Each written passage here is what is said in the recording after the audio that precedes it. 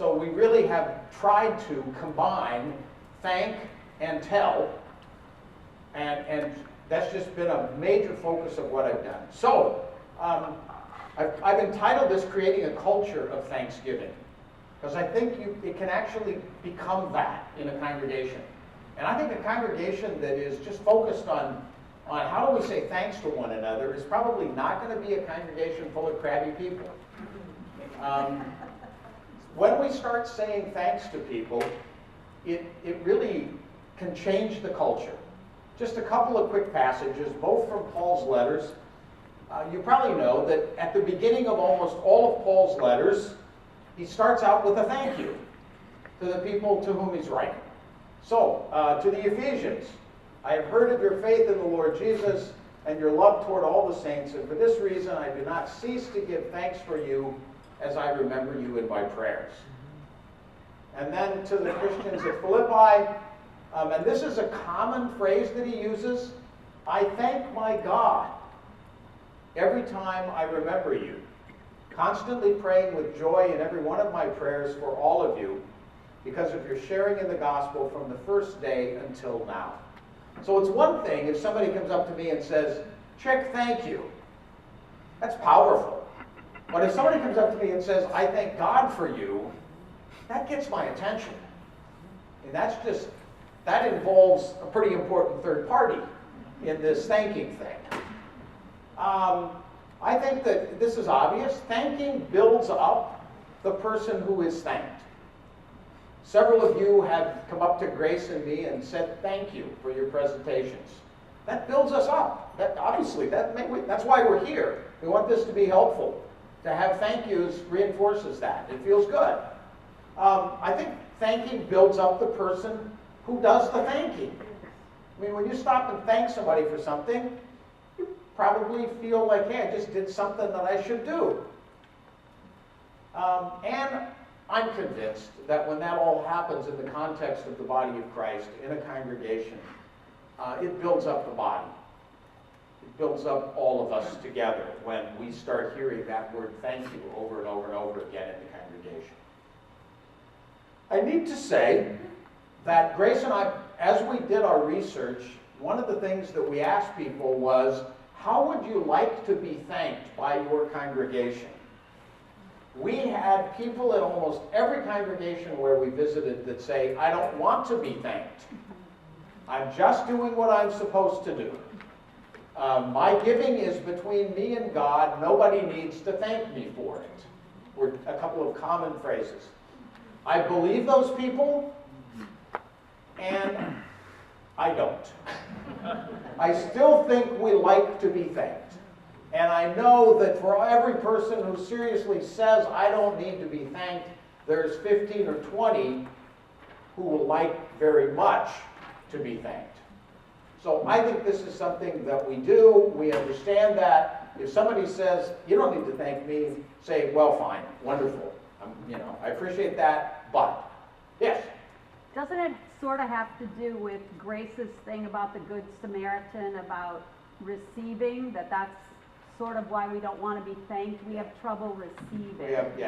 Receiving the grace of the thank you. Yeah, she said we have trouble receiving the grace of thanksgiving. Every time somebody says something like that, I think of my now dead father-in-law.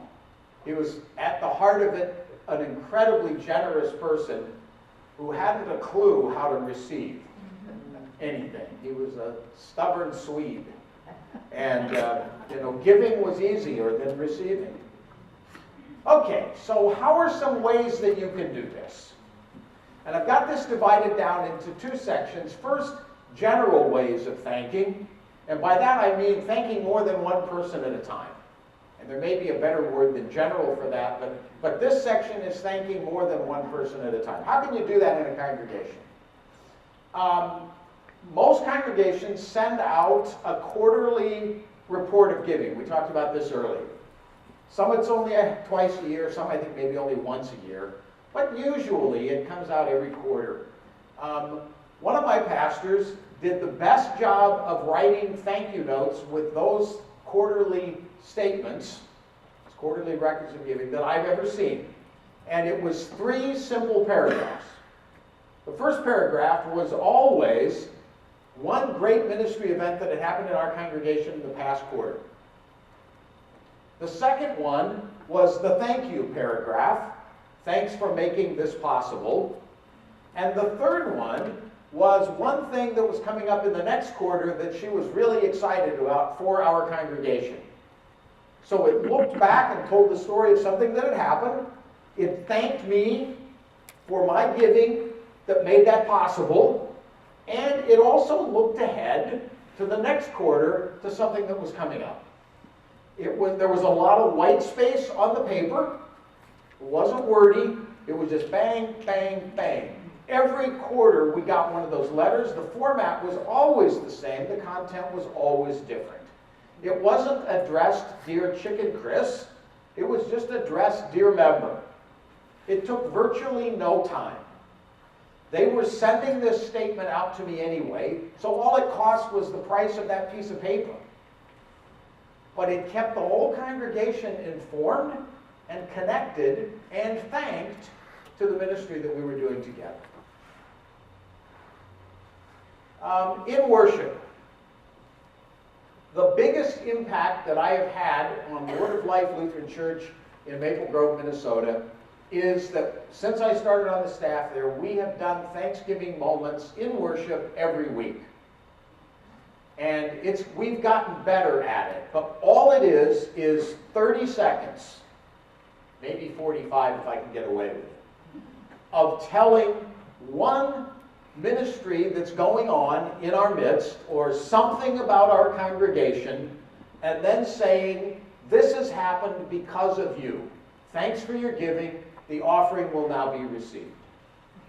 It happens right before the offering, and it has changed our congregation. We started out doing them just verbally, and the senior pastor and I would get to Thursday and we'd say, okay, what are we doing this week? Well, we've gotten better. Since we started, we now have big video wall up in the front, and we've got some communication staff people, so we have something up on the video, a photograph, maybe a short video. We had our presiding bishop. I was in Chicago and on my iPhone took a video of our presiding bishop bringing a greeting to our congregation. She got a minute and 15 seconds. But when you're the presiding bishop, you kind of get what you want, right? But it has changed our congregation. People know now what we're up to. Week after week after week, they hear a new story. And it's always connected with, you made this possible, thank you. Now, I know I'm spoiled. We have a communications staff. I just have to talk to the communications director and say, we need a photo of this. 2 weeks out, and she makes it happen, and we have that photo, and it looks good. Maybe you don't have that. Maybe you don't have a video wall. You can just do it verbally. Maybe you don't have the ability to do it, or you don't think you can do it once a week. Well, do it once a month. But I think this is an incredible way to say thanks to people, and it provides people an opportunity to know, what are we doing? Because a lot of times people don't. In the newsletter, I don't know if anybody reads newsletters anymore, but if you do one, use that as an occasion to say thanks. And this is certainly a place where church council members or other church staff, lay people in the congregation, can write about something that they've been involved in and thank people for their support of that. I have this vision of the same place in the newsletter month after month after month after month. So people kind of know where to look for that. And then at the end of the year, year and a half ago, no, not even that, year and a couple of months ago, my wife and I got out of Minnesota and went someplace warm for a couple of weeks. And in my excitement to get out of Minnesota in January, I forgot to plan for the end of the year giving reports. And so it went out with no letter at all. Just that piece of paper in an envelope. A friend of mine, who I serve on the Minneapolis Synod Stewardship team, she chairs it. She's not even a member of our congregation, but her daughter is. She was visiting her daughter when that came, and she opened it up and looked at it and chewed me out the next time I saw her. What are you doing sending that out without a thank you? Well, she was right. And it was a mistake that shouldn't have happened. It was a mistake on my part for not planning. It was a mistake on my colleagues' parts for not picking up for my goofing off on it. But we got chewed out and we deserved it. There should always be a thank you with that end of the year giving report. And then thanking one at a time. So this is my specific. I was at a congregation in Brainerd, Minnesota a number of years ago. Got there early for worship because I have that problem of having to be early. And I was standing off on the side as people were coming in the front door. There were 3 pastors in the congregation, and they were going up to everybody that came in, and they were thanking them specifically for something that they had done in the church or in the community. And it was just one after another after another. So I'm not too smart, but I'm smart enough to figure out this was no accident. So I asked them later, tell me about that. And they said they do it once a quarter, and they spend some time in the week before they're going to do that and think through, okay, we're going to see the Smiths.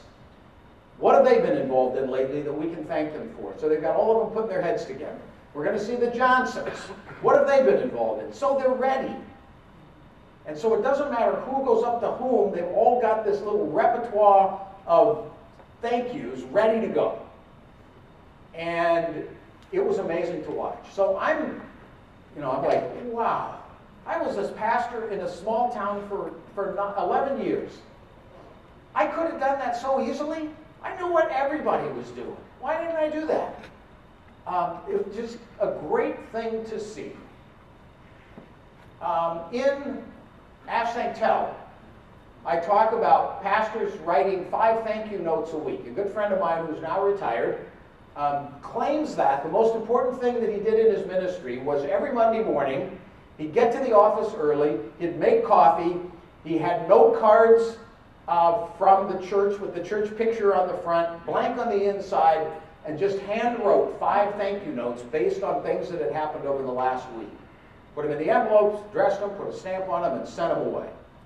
He claims that was the most important thing that he did in terms of building relationships with the members of his congregation. I talked to a pastor today, I'm not going to name any names, but I talked to a pastor today who does 10 a week. Not going to name any names. I think that's phenomenal. Not very time consuming. Doesn't take a lot. It costs 5 stamps a week and 5 note cards. And so I commend that to you to think about in terms of specific ways of thanking. And also in Ask Thank Tell, I invite people to try to find people in the congregation who have the spiritual gift of thanksgiving. And give them the note cards. And turn them loose. And say, whoever you see that needs a thank you, thank them. And just write on behalf of the congregation. Grace has the spiritual gift of thanksgiving. If she was in a congregation where I was the pastor, she'd be the kind of person that I'd go to and say, Grace, how about this? I don't have that gift. I got other gifts, I hope, but I'm too ready to move on to the next great thing, and I forget to say thanks for the last great thing. But I'd find people like Grace who are good at this, who think that way, and I turn them loose. And again, all you need is some note cards and a roll of forever stamps, and turn them loose. I'm convinced that pastors ought to know what members in the congregation give. I also know that I don't get a lot of amens on that one. It's probably a 50-50 divide, but it's something that pastors have pretty strong feelings about. I think one of the main reasons that pastors ought to know what people give is so that they can thank them. So when a pastor knows what members of the congregation give, she or he can be much more specific and much more effective in thanking. Just very quickly, informal thanking in conversations. If I know what Jim gives, and Jim and I are talking about anything, I can also, as Jim's pastor, say, and Jim, I just want you to know that I appreciate your generous support of our congregation. I can't, and I don't have to say how much it is, but if I don't know what Jim gives, I don't know if it's generous or not. But if I know, I can go there. Or if Jim makes a specific gift to some ministry that we're supporting, I can go to him and say, thanks for that. That really made a difference. Our senior pastor writes thank you notes to as many people as he possibly can on the year-end statements. And when it's somebody that's maybe made a large gift at the end of the year, he can reference that.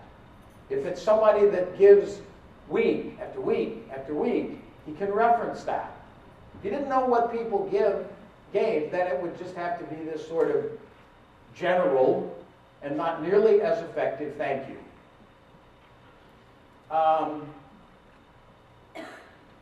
Specific thank you notes to larger givers often comes up, and it makes some people nervous, rightly so, that if we believe in percentage giving, as the Bible clearly does, what about those people who don't have much but give generously from what they have? Well, I said I was pastoring a congregation for 11 years. I knew what people gave there. I knew who the most generous givers in that congregation were. I was pretty sure. And it wasn't always the people who gave the most. But I knew that. I kind of had an idea what Art and Rita made. And I knew how much Art and Rita gave. And I think they were the most generous givers in that congregation at $20 a week. I made sure they knew how much I appreciated that. I wrote them some notes. I did it in conversation. So it's not just looking at who are the top 20 givers and calling it square. No, you dig deeper. And you don't ever know for sure how much people make, but you kind of do. So how am I doing here? I got 2 minutes. I was afraid of that.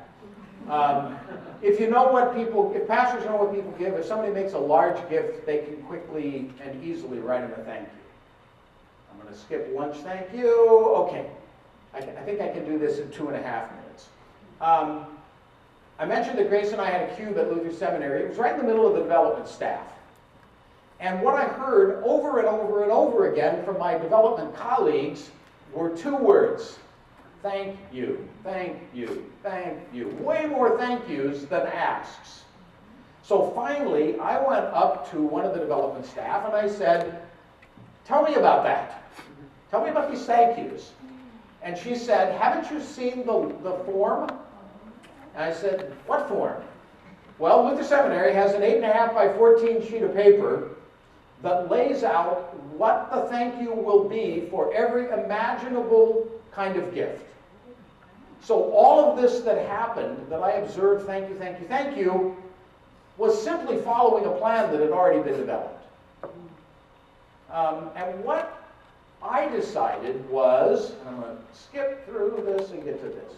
I decided, what if a congregation did that? What if your congregation sat down and said, what are the ways that people give to our congregation?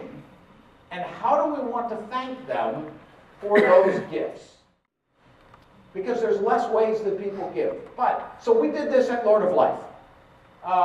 First thing you got to do is find out, what are we doing now? So, ahead of myself, I convened mostly staff in our setting because they're the people that know the most about how we do the day-to-day stuff. So we sat down together and we made a list. How are we thanking people now?